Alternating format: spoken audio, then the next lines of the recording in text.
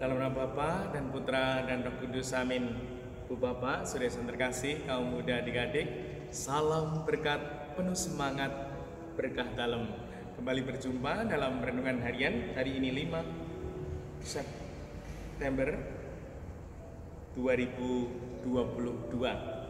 Kita akan mengambil dari Injil Lukas bab 6 ayat 6 sampai 11. Pada suatu hari Sabat, Yesus masuk ke rumah ibadat lalu mengajar. Di situ ada seorang yang mati tangan kanannya. Ahli-ahli Taurat dan orang-orang Farisi mengamat-amati Yesus. Kalau-kalau ia menyembuhkan orang pada hari Sabat, agar mereka mendapat alasan untuk menyalahkan dia.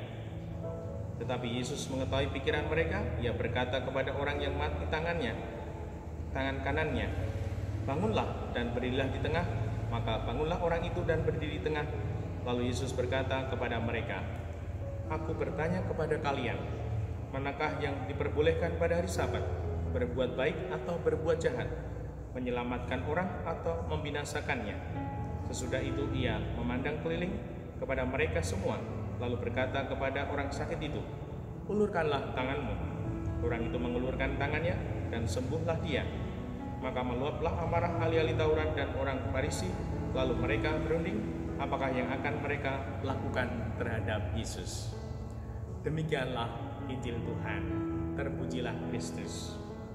Ibu bapak, saudari-saudara yang terkasih, melalui bacaan ini Tuhan mengundang kita untuk merenung.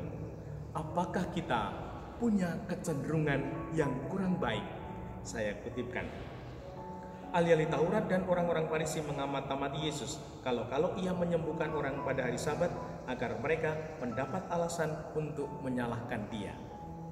Inilah salah satu tanda kalau kita tidak suka kepada orang lain, yaitu mengamat-amati untuk mencari kekurangan, kesalahan orang yang tidak kita suka. Dan kalau kemudian kita menemukan, lalu kita seperti ahli Taurat orang Farisi itu mencari waktu untuk menyalahkan.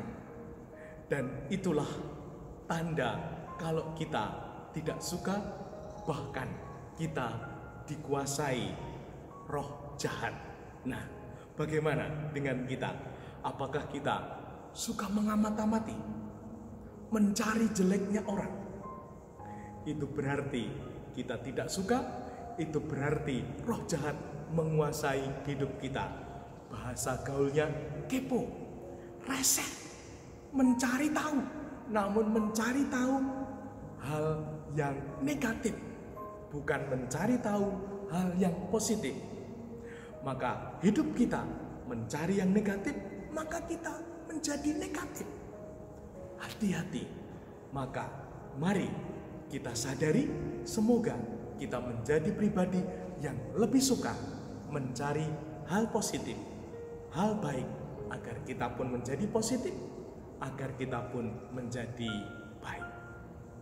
Dimuliakanlah Tuhan, kini dan sepanjang masa. Salam berkat, penuh semangat, berkah dalam. Dalam nama Bapa, Putra, dan Roh Kudus. Amin.